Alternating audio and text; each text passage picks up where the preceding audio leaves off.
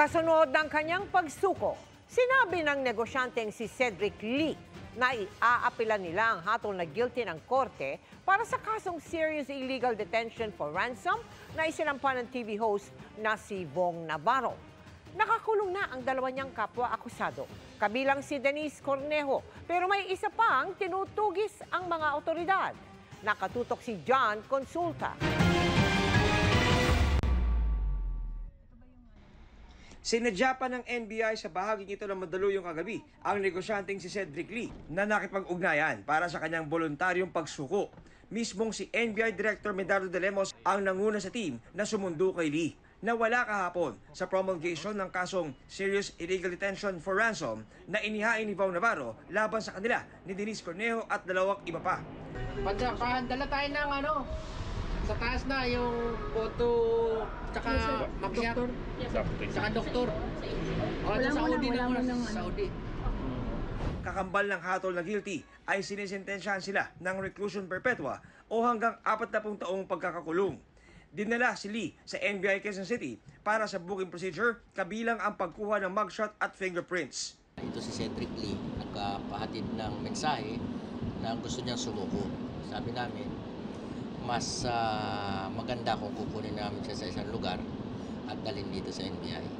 Sumurrender po ako kay Director De Lemos dahil mas minabuti ko na sumurrender at magpa-detain muna pending our appeal para mas peaceful kami at mas nakakapagplano kami ng mabuti. Tanghali naman ng isa lang si Lee sa mas detalyadong physical examination matapos magrehistro ng mataas na blood pressure. As of today, 12:20 in the afternoon, kumuha kami ng vital signs kay Cedric Lee, and the latest vital signs is hypertensive at 180/100 millimeter mercury. Tachycardic, mabilis ang tibok ng puso, 107 beats per minute. Medyo mataas talaga siya definitely, pero manageable natin. Naniniwala naman kami na mare-reverse naman tong ruling eventually because wala naman talagang illegal detention na nangyari . Diba? The most nagkasakitan, nagkabugbugan, dahil ng rape siya, hindi naman dapat masintensyahan ng life imprisonment.